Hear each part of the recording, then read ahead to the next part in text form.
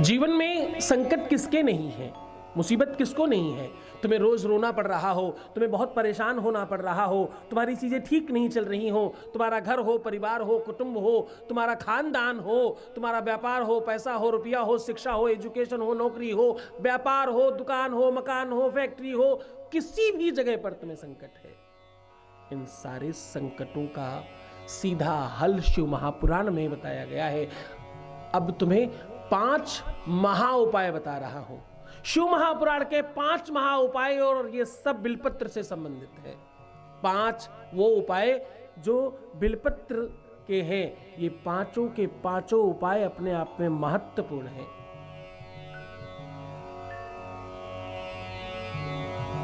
ये 5 तरीके से बिलपत्र चढ़ाने वाले लोगों के जीवन में इस प्रकार के संकट, इस प्रकार की मुसीबतें सर्वदा समाप्त हो जाती हैं। शिव महापुराण में बिलपत्र को बहुत महत्व दिया गया है। त्रिदलम त्रिगुणाकारम त्रिनेत्रम चात्रिधायुधम त्रिजन्म पाप संहारम बिल्वपत्रम शिवार्पणम। ये बिलपत्र भगवान शिव के ऊपर चढ़ाने से, ये बिलपत्र नहीं है, ये स्वयं भगवान शिव है। इसके ऊपर वाली पत्ती और बीच की जो अलग अलग 2 पत्तियां होती हैं इधर उधर, ये भगवान शिव के तीनों नेत्रों का समूह है।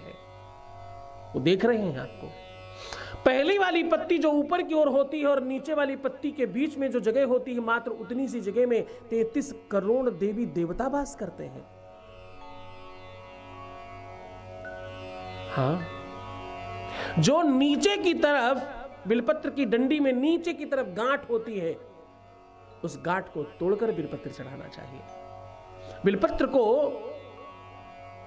पीछे से हमेशा उल्टी चढ़ाई जाती है। चिकना वाला भाग नीचे और खुरदरा वाला भाग ऊपर रख करके बिलपत्र चढ़ाया जाता है। और बिलपत्र अगर तुम्हें साबुत मिले, एकदम सही, स्वच्छ, बेहतर मिले तो बहुत अच्छा, वरना कटी फटी भी चढ़ाने में कोई दोष नहीं है। बिलपत्र का तो चूरा भी चढ़ता है। बिलपत्र अगर स्वयं तोड़कर अवसर मिले तो बहुत अच्छा, अत्याधिक लाभ मिलता है। अन्यथा माली के हाथ से लेकर के भी चढ़ाने में कोई दोष नहीं है।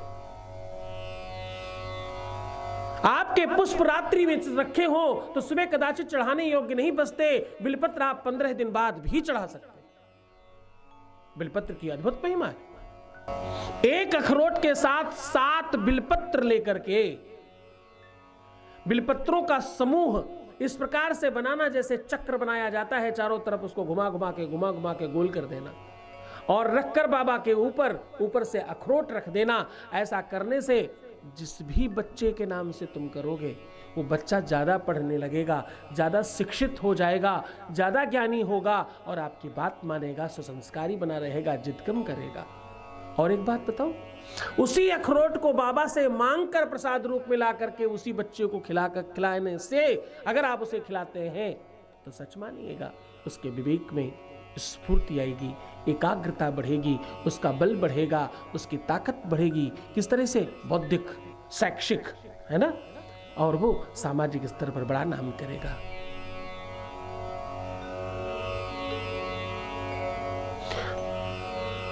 बिलपत्र में लाल चंदन या पीला चंदन या सफेद चंदन लगा करके बाबा शिव के ऊपर चढ़ाने से आपके जीवन के पाप ताप समाप्त होते हैं, बुरे कर्मों से मुक्ति मिलती है, तुम्हारे खराब कर्म, खराब दोष, खराब स्थितियां समाप्त हो जाती हैं, ऊपरी चक्कर खत्म होता है, तंत्र मंत्र यंत्र किया कराया कम हो जाता है और रोग समाप्त होते हैं ऐसा करने से। हाँ, केसर या अष्टगंध से बिलपत्र के तीनों पत्तियों पर राम लिखने से, पर राम कैसे लिखना है? राम राम राम नहीं लिखना है। एक पत्ती में लिखना है रा, दूसरे में आ और तीसरे में मां। राम, रा, आ की मात्रा और मां। इस प्रकार से अगर आप राम लिखते हैं और कितनी बार? 27 बिलपत्र पर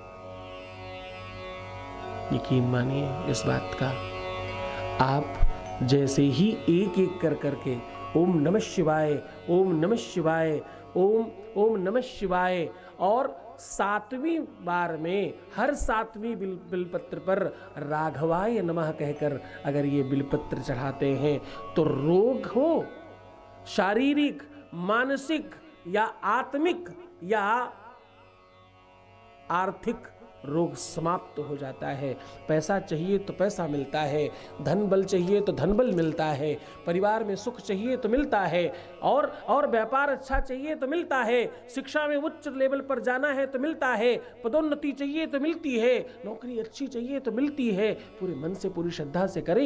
ये अपने आप में ये अपने आप में ब्रह्मास्त्र है, ऐसा समझिए। पूरे मन से अगर आप ये उपाय करते हैं तो आपको कहना पड़ेगा, मेरा हर पल, मेरा हर क्षण शिवमय हो रहा है और सुखमय हो रहा है।